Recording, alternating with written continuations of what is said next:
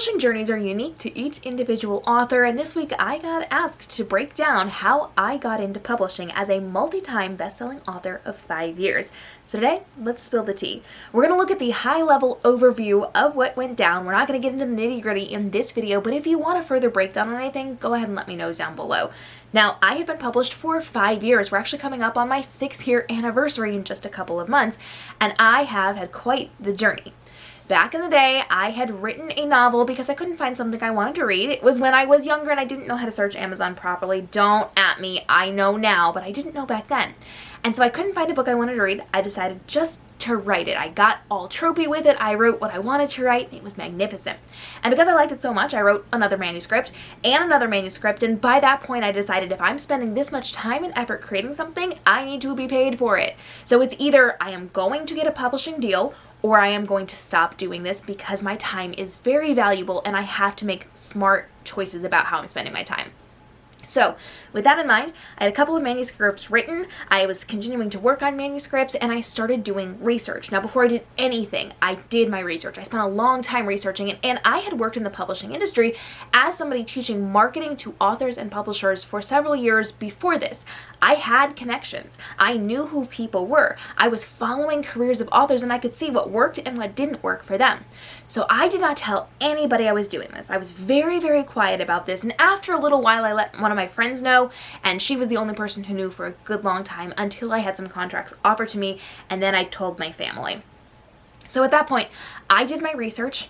I knew what I needed to do. I knew which houses I was willing to give books to. I knew which agents I was willing to work with, and I started the process of querying. I did some pitching contests on social media where my book was requested. I reached out to some different entities. I had done all my research.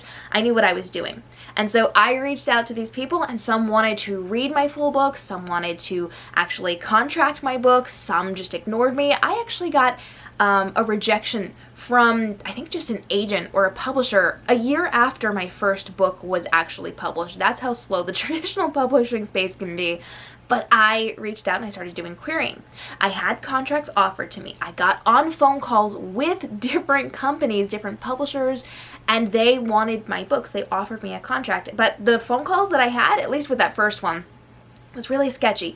It was a very good publisher. They had published my favorite book at that time. They were not a super high-level publisher, but they were pretty well-known and respected in the industry, and it was not a good phone call. She talked down about her authors. She talked down about her husband. She was on the treadmill while she was taking this call. It was a disaster. Red flags everywhere.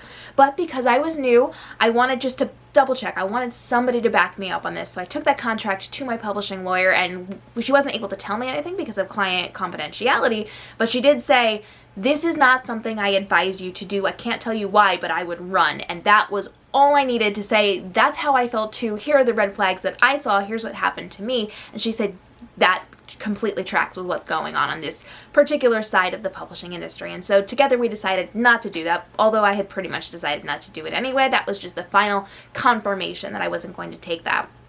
So I went through the process of having conversations, being offered contracts, and none of them had terms that I liked. And so I stopped. And I decided, this is it. I'm not going to do it. I don't like these terms. I don't like any of this. I am done.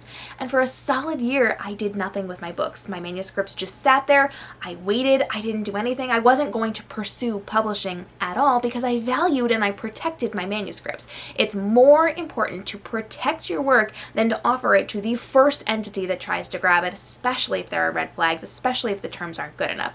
And so I decided it is better to do nothing and to not be an author than to continue down this path and wind up somewhere that I'm contracted with a company for 5 years and it's a disaster.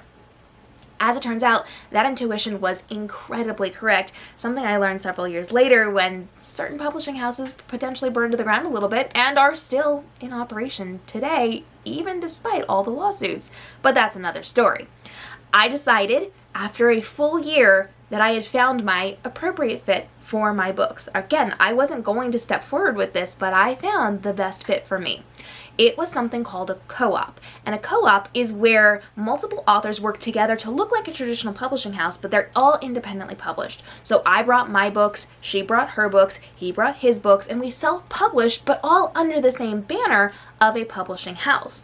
co-ops are designed for everybody to do their own thing. You are completely self-publishing it, but you're all operating under the same name, and then you do some marketing together to cross-promote, and you do some events and things like that. Back in the day, that was a very good idea. It was very innovative. It was an interesting thing to be a part of. And if done correctly, and I've seen most of them not done so well, you could do really well if done correctly. But again, most of them are not. So you have to be very careful with it. Now, in our modern times, remember we're fast forwarding several years now, I don't actually recommend working with co-ops. While this was a good idea back in the day when there was still such a strong stigma against indies, it is not helpful now in most cases. Yes, you can have a small community, but it really isn't going to benefit you in any way to work with a co-op. If you find a good one, and there are very few good ones out there, you can work with them. And again, keep in mind, this is not like a vanity press, it's not like a hybrid publisher. You're not paying them to do anything. You're entirely in charge of you. You pick your editor, you pick your formatter, you pick your cover designer. You're paying your professionals that you've selected by yourself, and then you are just publishing under the name of that company. Anything other than that is sketchy, and we need to have a further conversation on it. Please DM me, I will help you through this. I worked with that co-op for a short amount of time, and then I spun off and I actually created my own co-op for a while. And so for a while I was publishing under a co-op, but really it's much better just to go indie. Now, I've also been traditionally published, so I am a hybrid author. I am both traditionally and indie published, and I went through the process of doing all of these things with the different contracts and the different entities, and so I have books out in multiple capacities, meaning multiple streams of revenue for me, which is definitely a good idea and allows you to have access to multiple audiences, which I highly recommend. Now, let's backtrack to my early books. My first book came out just a couple of weeks apart. So I had two books come out just a few days apart. They were actually a couple weeks apart, I think. I called them my debut twins. Now, because I was with a co-op, I was self-published. I was indie published, which means I picked my editors. I actually got, because I'm a professional graphic designer, I was able to design my own book covers, which I continue to do to this day. I do them for other publishers and other authors as well.